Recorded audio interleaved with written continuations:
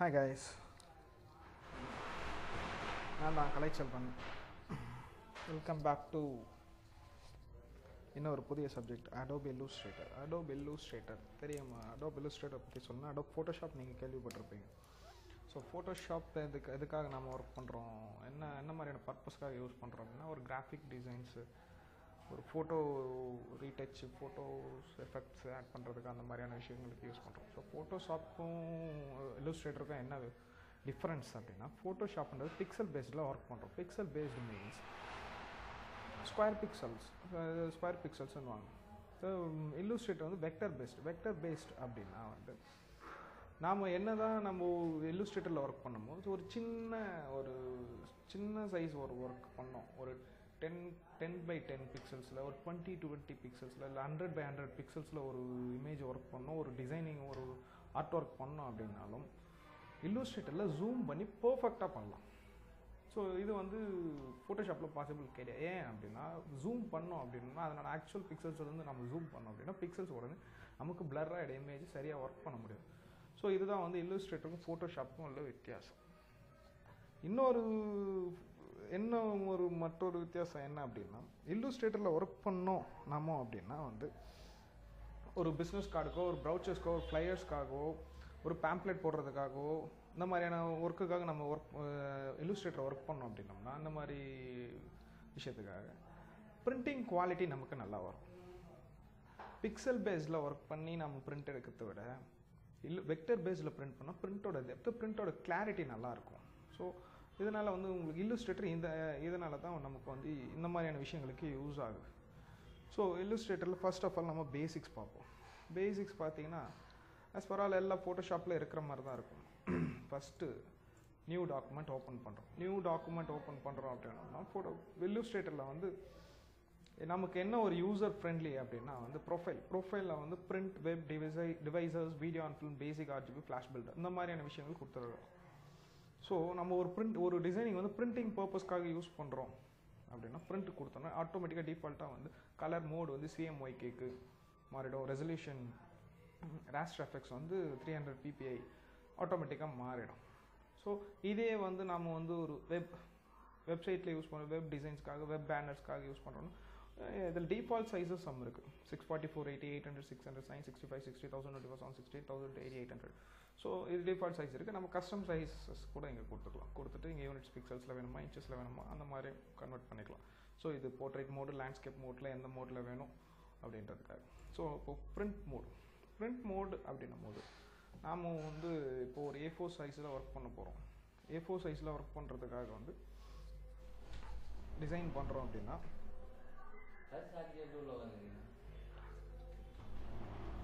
A4 சைஸில் work பண்ணுறதுக்காக design பண்ண போகிறோம்.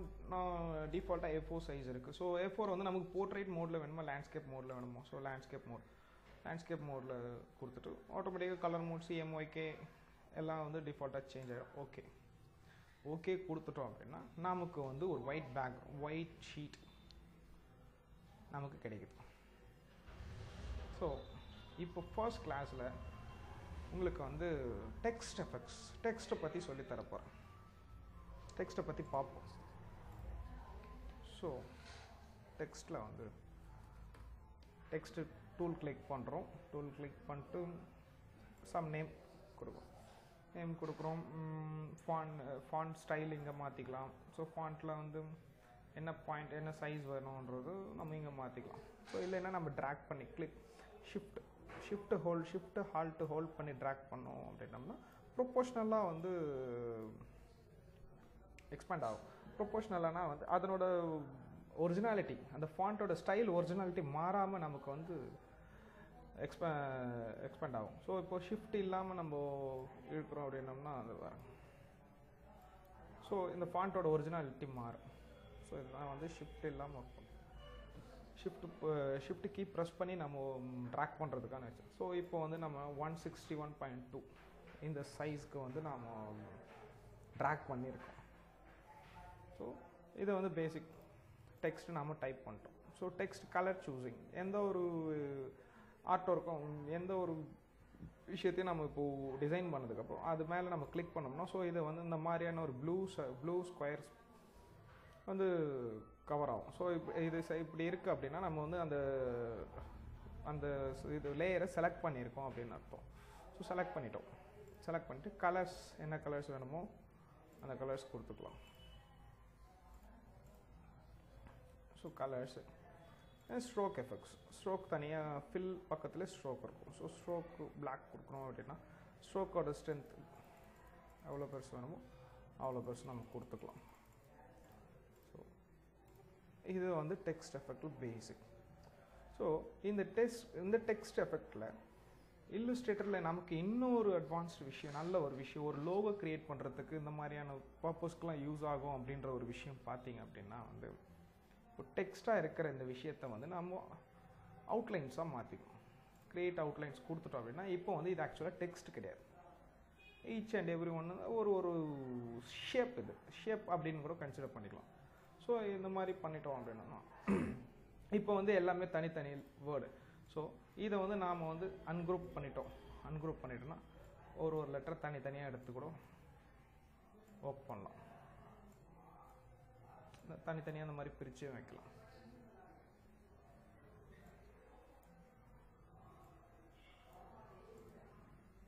ஸோ இதுதான் வந்து கிரியேட் அவுட்லைன்ஸ். இதை பற்றி ஃபுல் டீப்பாக நம்ம அப்புறம் பார்க்கலாம். ஸோ டெக்ஸ்ட் டூலில் அடுத்து என்ன இருக்குது? Area type tool. Area type tool அப்படின்னா வந்து ஒரு குறிப்பிட்ட ஏரியாக்குள்ளே நாம் டைப் பண்ணுற டெக்ஸ்ட்டு ஒரு குறிப்பிட்ட அந்த ஷேப்புக்குள்ளே தான் வரணும் அப்படின்னா சரி. இப்போது வந்து ஒரு ரெக்டாங்கிள் கிளிக் பண்ணியிருக்கேன், ரெக்டாங்கிள் பாக்ஸ் எடுத்திருக்கேன். ஸோ இப்போது ரெக்டாங்கிள் பாக்ஸ் வரைஞ்சிட்டேன். கலர் வந்து நோ ஃபில் கொடுத்துட்டேன். நம்ம அடையாளத்துக்கு ஒன்று ஸ்ட்ரோக் கொடுத்துக்கலாம் 1 பாயிண்ட்.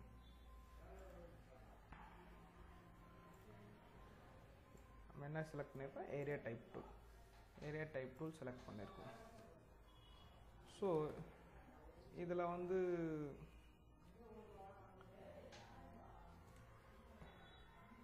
நாம் என்ன டைப் பண்ணாலும் இந்த பாக்ஸை விட்டு வெளியே போகாது. ஸோ இதுதான் வந்து ஏரியா டைப் டூல். ஒரு certain area, certain shape, certain கவரேஜ்குள்ளே நம்ம டைப் பண்ணிக்கலாம். ஸோ அந்த இடத்தை விட்டு நம்ம வெளியே போகாது. ஸோ இதுதான் வந்து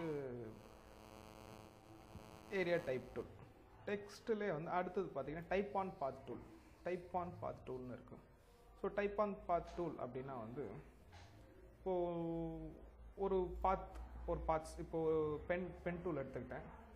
ஸோ நான் ஒரு ஷேப் வரைகிறேன்.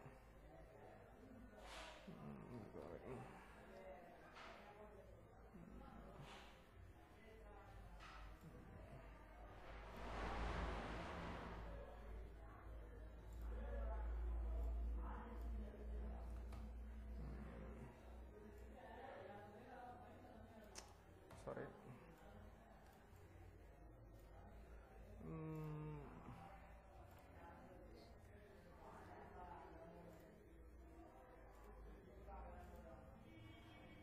ஸோ இது வந்து நமக்கு ஒரு shape. So type on path tool அப்படின்னா இது வந்து நமக்கு ஒரு பாத். ஸோ இதில் நாம் கிளிக் பண்ணோம் அப்படின்னா ஸோ நம்ம டைப் பண்ணுற டெக்ஸ்ட் எல்லாம் வந்து இந்த பாத்திலே வந்து எக்ஸ்பேண்ட் ஆகிட்டே இருக்கும். ஸோ இதுதான் வந்து type on path tool. Vertical type tool as usual ஃபோட்டோஷாப்பில் இருக்கிற மாதிரி இந்த மாதிரி டைப் பண்ணுறது வெர்டிக்கல் டைப் டூல். அடுத்து என்ன பார்த்தீங்கன்னா வெர்டிக்கல் ஏரியா டைப் டூல்னா same as normal area type tool. இப்போது ஒரு ரெக்டாங்குலர் இருக்குது. ஸோ ஒரு ரெக்டாங்கிள் இருக்குது. ரெக்டாங்கிள் நோ ஃபில் கொடுத்துக்கலாம். ஸ்ட்ரோக் கொடுத்துட்டோம். Vertical type tool. ஸோ அதெல்லாம் வந்து இதில் வந்து நாம் டைப் பண்ணுறது இந்த ஸ்பேஸ் விட்டு போகாது. இந்த ஷேப் இந்த பாக்ஸ்லேருந்து வெளியே போக, இந்த ஏரியாவிலேருந்து அந்த டெக்ஸ்ட் எதுவும் வெளியே போக. ஸோ அந்த ஏரியாக்குள்ளே வந்து கவர் ஆகிடும். ஸோ இதுதான் வந்து vertical type tool. Type on path tool. So இதே சேம் அஸ் ஒரு ஷேப் கிரியேட் பண்ணுறோம். சாரி,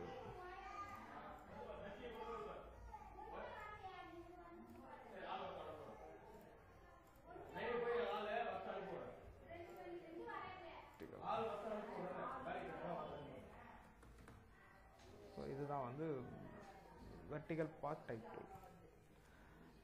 அடுத்த கிளாஸில் வந்து இதே டெக்ஸ்ட்டில் வந்து 3D எஃபெக்ட்ஸ் எப்படி க்ரியேட் பண்ணுறதுன்றத நம்ம பார்ப்போம். 3Dயில் என்ன மாதிரி ஸ்டைலிஷ், என்ன மாதிரியான எஃபெக்ட்ஸ்லாம் இருக்குது, என்ன மாதிரியான ஒர்க்ஸ்லாம் இருக்குது, 3Dயில் டெக்ஸ்ட்டை வந்து 3Dயில் எப்படி பண்ணுறது அப்படின்றத 3D டெக்ஸ்ட் டூலை பற்றி நாம் நெக்ஸ்ட் கிளாஸில் பார்ப்போம்.